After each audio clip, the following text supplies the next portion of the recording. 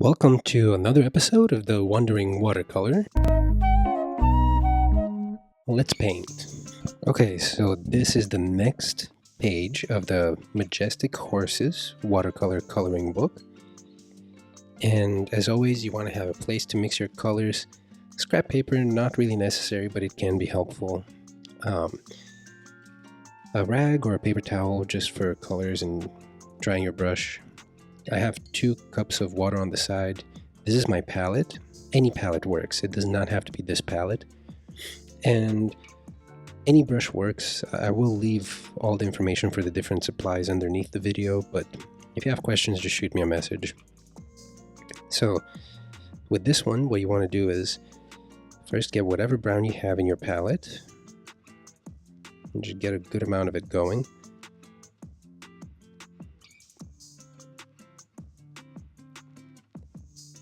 And add water. So this is a large object here on the paper, so we want to have a good amount of water and a good amount of pigment.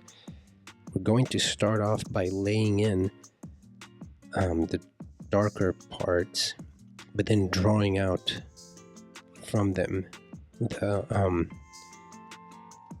wash that will fill in. And we'll imagine that the light is coming from this way. So what we'll do is, actually, before we do that, we're also going to mix up some yellow on the side. Rinse your brush and get a good amount of yellow here. That way we can kind of, when we have the colors prepared, it's much easier to let them bleed into each other. And you'll see what I mean. Okay, so we have a good amount. I'm gonna rinse off my brush.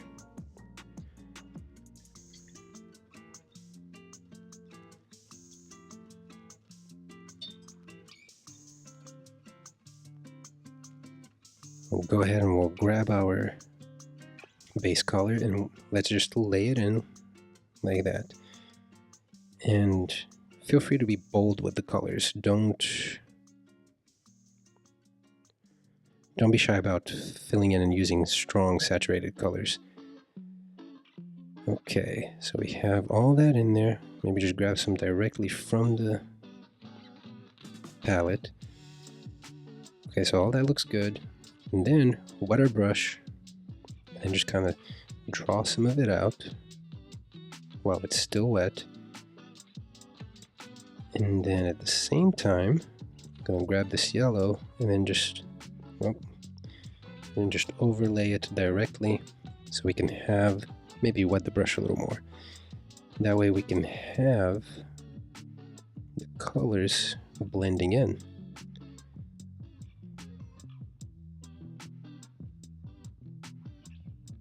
There we go.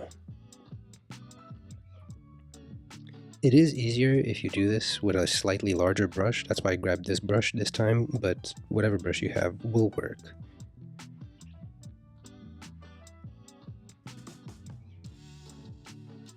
Okay, and you see how we covered a lot of ground pretty quickly here.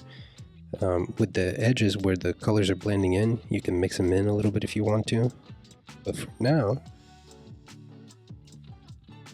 we have that in there. We're just gonna give it a moment so that it can dry. And in the meantime, while that's drying, I'm gonna rinse off my brush. And while that is drying, we'll go ahead and we'll get, let's see. We'll go ahead and we'll mix in a little bit of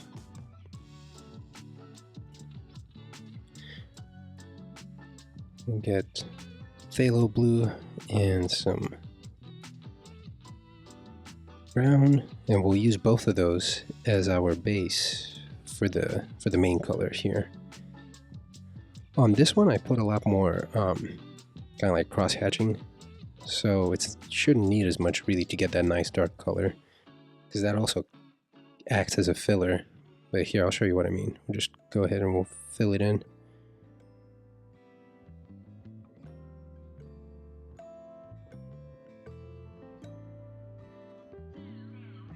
There we go.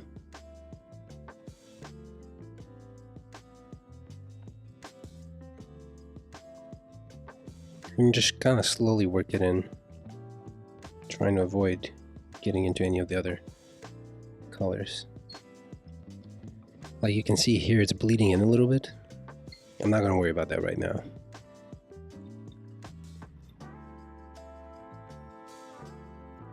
Now that it's a little dry, we can go ahead and go back to our brown and layer some more on top of that. So we'll go like this.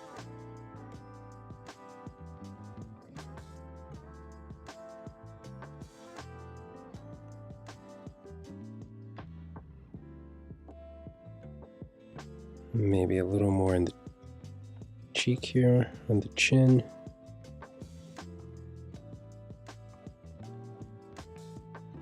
And you can see that I'm adding a lot of pigment, but, well, messed up there a little bit. Let me just pick that up.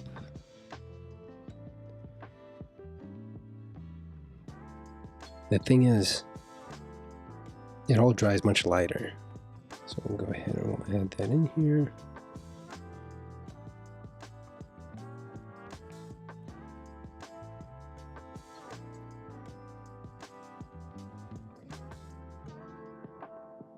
I'm gonna dry off my brush, try blend that in a little bit.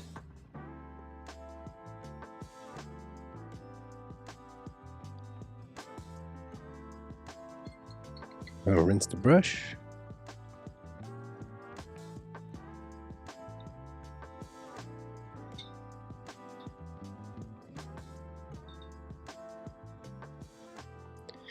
This is all looking pretty good.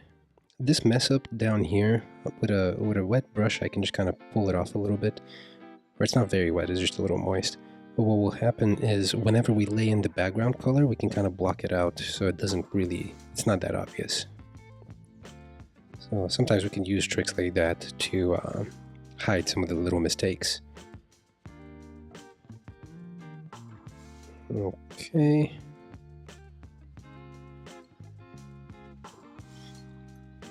I'm gonna rinse the brush again.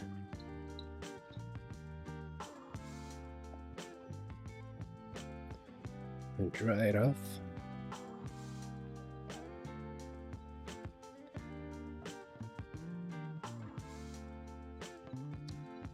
Sometimes it helps if you tilt your head, look at it from different angles just to see how wet the paper is. That'll kind of give you a hint on what you need to do next. That's what I'm going to do. I'm going to look at it at different angles right now.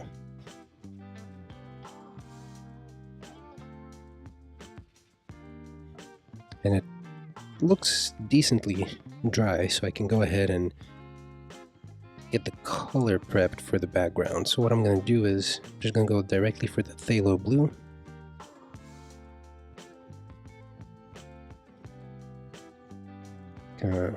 Get a decent amount going.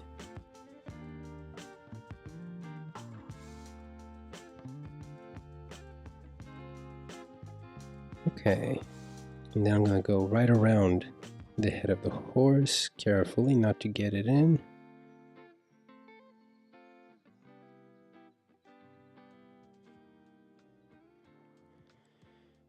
And kind of pull some of it out a little bit. Okay. And now I'm going to rinse my brush. And with a wet brush, I'm just going to go like that.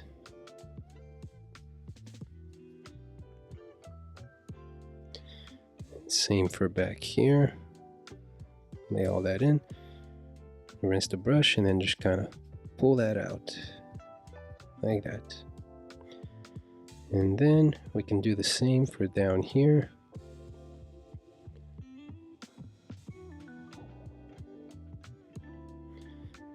See, I should have mixed up more of the color, but that's fine. I'm gonna go ahead and lay that down. And rinse off the brush. And then same thing. With some moisture in the brush, when you pull it out like that, you can create those nice fading gradients. And when you press into the paper, you get that texture from the paper.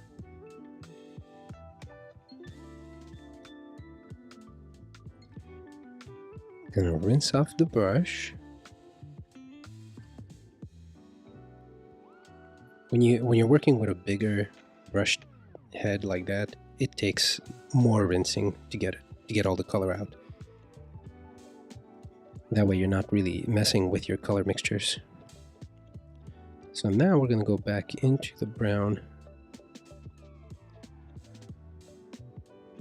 and then get another layer mixed up, and then kind of lay that in. Maybe outline some of those indents, add a little more shadow here, a little more down here.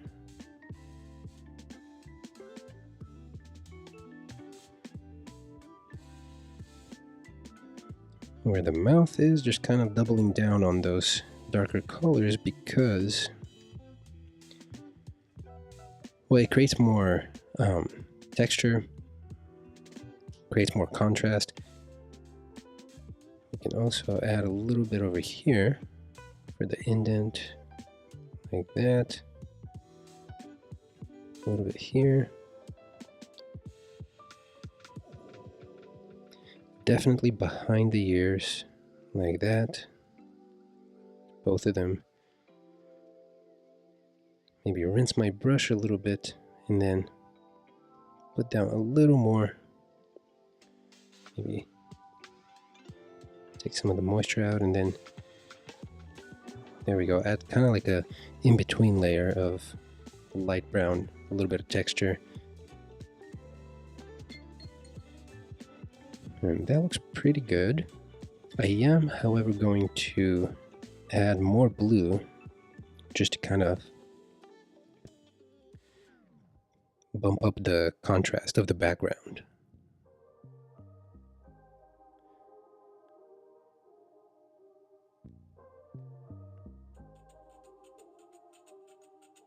Okay. So we're gonna go right here. Like that.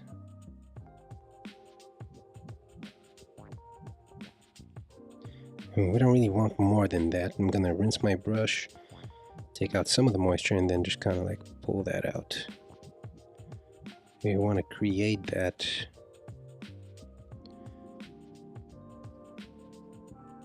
rippling pattern in the paper.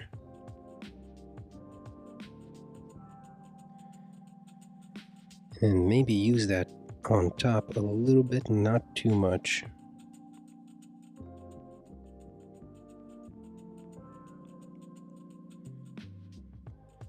And rinse the brush, take out some of the moisture, and same thing, just kind of do that.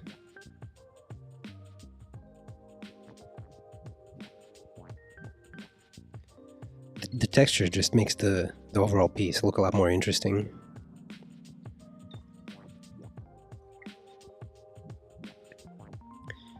And now we're just going to go directly into the paint with a wet brush, directly from the paint. And that'll give us those really nice dark outlines. That way we can bump up the contrast even more. Maybe just outline the back of the ear here, like that. Okay.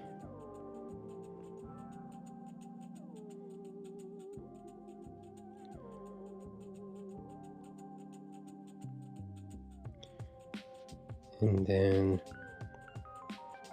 that's pretty much it for that. There is one last thing, which is we have to fill in the color for the eye. Now that's a little tricky because if you make it too light, it'll just look weird. If you make it too dark, we'll lose some of the information. So I'm just gonna grab a little bit of the black to mix it in with the brown.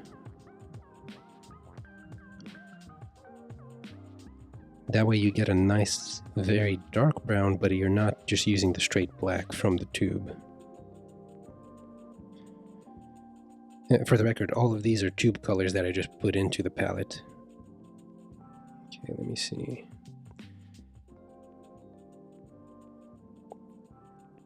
Okay, we're gonna go in slowly and just kind of fill that in.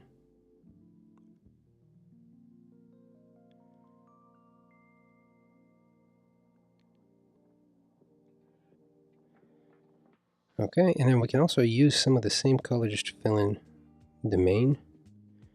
We don't want to fill in all of it. You do want to have some variation in lighter and darker.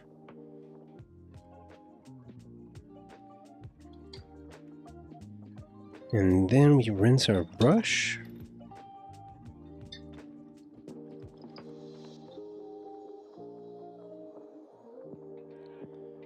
And dry off our brush.